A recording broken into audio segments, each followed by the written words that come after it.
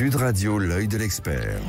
L'œil de l'expert, alors vous le connaissez, il est déjà venu plusieurs fois sur ce plateau, c'est Jean-Jacques Latour. Bonjour, merci d'être avec nous ce matin.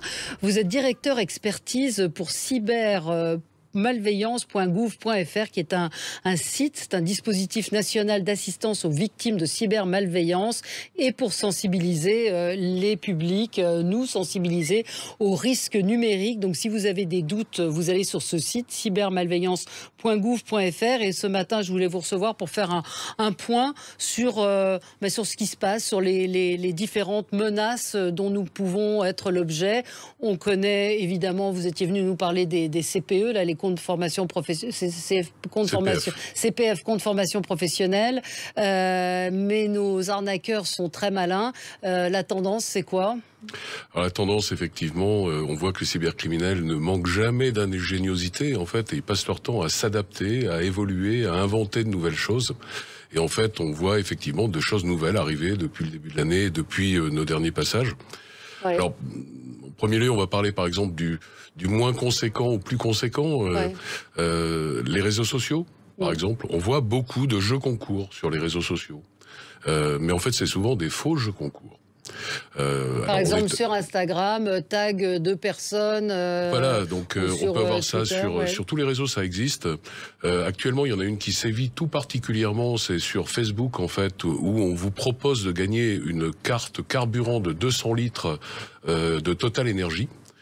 Ce sont des publicités faites sur Facebook qui sont sponsorisées, etc., avec des faux comptes derrière aux couleurs de Total Energy.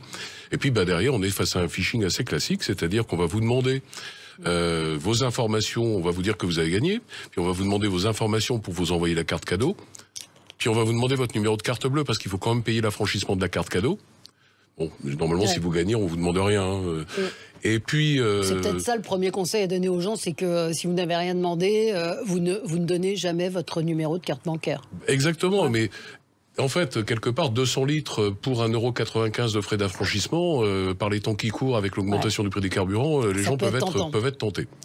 Mais ça, c'est pas un phénomène nouveau parce qu'on l'avait déjà vu. Ce qui est nouveau, c'est les 200 litres Total Energy. On voit qu'ils s'adaptent vraiment à l'actualité, etc. Parce qu'on avait vu ça sur des bons d'achat pour les grandes enseignes de distribution, pour les parcs d'attractions, etc. Et là, la tendance que l'on observe sur ces faux jeux concours aujourd'hui, c'est que systématiquement, en plus, donc ils ont récupéré vos données personnelles, ils ont récupéré vos données de carte bleue, dont vous ne savez pas trop ce qu'ils vont pouvoir faire. Certainement pas des choses très bien, parce que la carte carburant, vous la verrez jamais arriver. Bien sûr. Mais en plus, vous avez une petite ligne tout en bas qui vous dit qu'en participant à ce jeu concours, vous acceptez de vous abonner à un service d'un club. Voilà, à 40-50 € par mois. Et là, vous avez le plus grand mal après à vous désabonner. Donc ce sont des jeux concours qui flirtent très sérieusement sur la légalité, puisqu'en fait on vous a dit que vous vous abonniez, donc derrière il faut vous désabonner, mais tout ce qui est payé, en fait, vous n'arriverez jamais à le récupérer. Donc là, déjà dire aux gens, ne donnez pas votre numéro de carte bleue quand vous voyez ce genre de jeu concours. S'il y a un jeu concours sur Total Energy, ça sera sur le compte officiel de Total Energy. Oui, mais c'est très bien fait parfois. C'est souvent très bien fait, il y a le logo Total Energy, etc. Mais qui sont ces gens? Qui fait ça? Alors, vous le savez, il y a des groupes cybercriminels, effectivement, qui s'organisent sur ce genre de choses, qui diffusent toute une quantité de jeux dans toutes les langues, etc. C'est quasiment une mafia internationale qui est derrière ces faux jeux concours, qui flirtent effectivement sur la légalité, avec des sièges sociaux qui sont dans des pays où il y a peu d'extradition, comme Chypre, etc. Donc c'est toujours très compliqué d'arriver à s'en sortir. On voit le même genre de phénomène, par exemple, sur WhatsApp. Alors, avec une petite particularité sur WhatsApp, c'est qu'on vous dit, pour pouvoir participer au jeu, il faut que vous envoyiez le phishing, parce qu'on est sur un phishing, très clairement, à 10 ou 15 de vos amis. Donc, quelque part, vous contribuez à l'arnaque, puisque vos amis, quand ils reçoivent ça de vous, ils se disent, si lui, il l'a fait, c'est que c'est crédible, etc. Donc, ils plongent d'autant plus facilement. Et on a vu notamment, par exemple, pour la fête des pères sur WhatsApp, un faux jeu concours exactement du même type, avec 2 € d'affranchissement, etc., où c'était pour gagner 5000 barbecues pour la fête des pères. Voilà. Donc, aux couleurs de le roi Merlin, voilà. Et donc, le roi Merlin communiquait effectivement sur ces sujets. Ils attaquent ou pas? Est-ce que Total Energy, le roi Merlin attaque? Est-ce que même au sein de leur entreprise, ils ont des services qui commencent Alors, vous avez des services antifraude, effectivement, qui existent dans toutes les grandes enseignes qui sont victimes, elles aussi, de ce genre de choses. Parce que finalement, les gens qui voient jamais arriver leur barbecue, ils appellent le roi Merlin en disant « je comprends pas, je vais gagner », etc. Donc, ils ont ça à gérer et en plus, ça nuit à leur image. Donc, ils ont tout intérêt, effectivement, à prendre sérieusement le problème en compte. Et les enseignes avec lesquelles on est amené à échanger prennent ce genre de phénomène très au sérieux. Oui, donc ça, ce sont jeux concours, il faut se méfier, ne jamais donner son numéro de carte bleue. Si vous avez gagné, vous avez gagné. Voilà. Il n'y a pas de frais d'affranchissement, il n'y a pas de... Il faut vraiment être bien raisonnable sur ce genre de choses. Ça ne porte pas à conséquence, c'est des quelques euros. C'est très ennuyeux parce qu'il faut faire opposition auprès de sa banque, il faut arriver à faire annuler le prélèvement, et puis les quelques mois où vous aurez payé l'abonnement, de toute façon, vous aurez du mal à vous les faire rembourser puisque vous avez accepté. Bien lire les petites lignes aussi quand vous participez à ces jeux concours.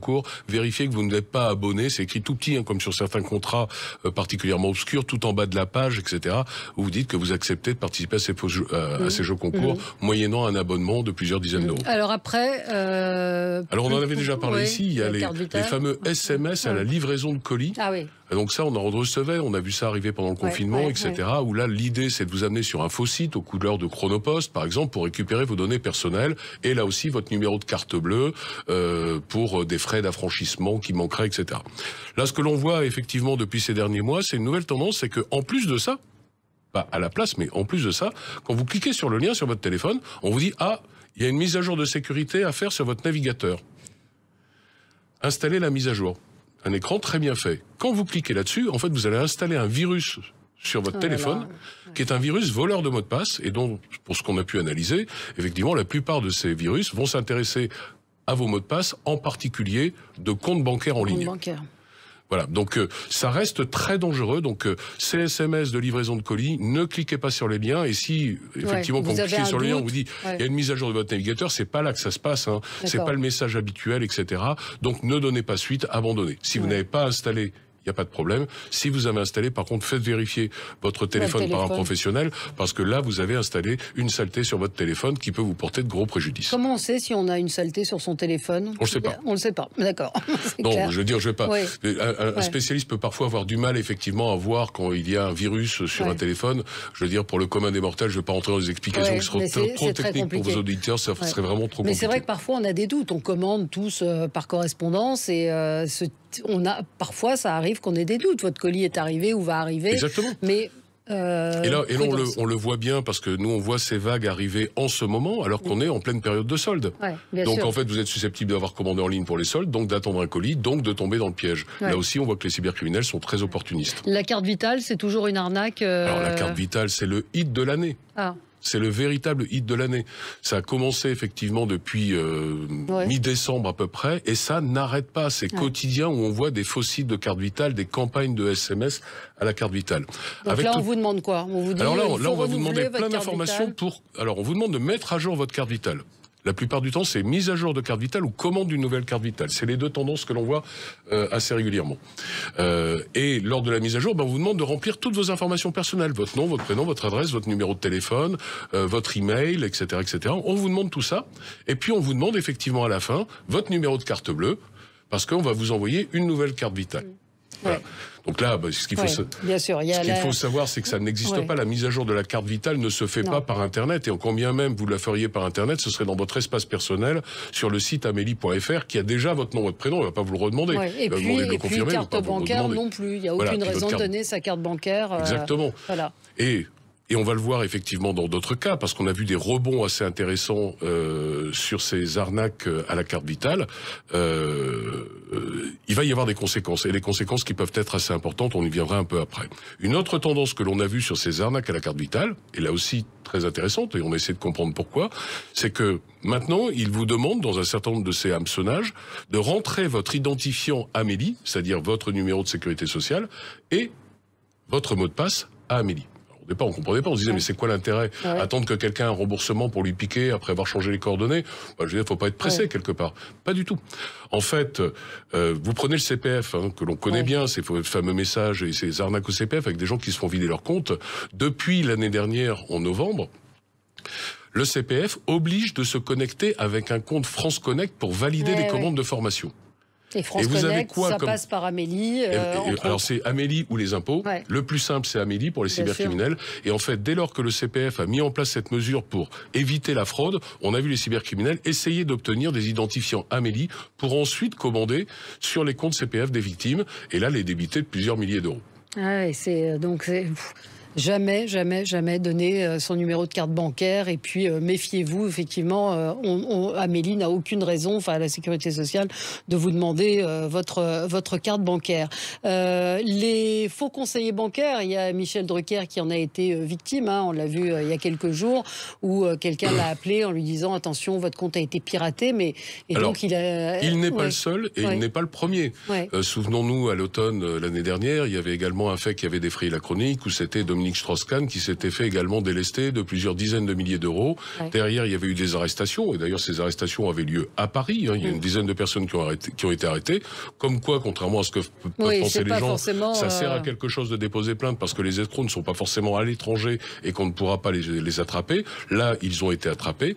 Je dirais, c'est vraiment la grande tendance. Et alors, ce que l'on a pu observer, c'est que dans bien des cas, les victimes nous rapportaient que c'était quelques jours après avoir eu un hameçonnage Amélie, donc à la carte vitale, que quelqu'un les appelait, alors souvent le vendredi soir, au moment où leur agence bancaire est fermée, en fait, pour leur dire, on constate des mouvements frauduleux sur votre compte, est-ce que c'est vous qui faites ce paiement de 2000 ou 3000 euros?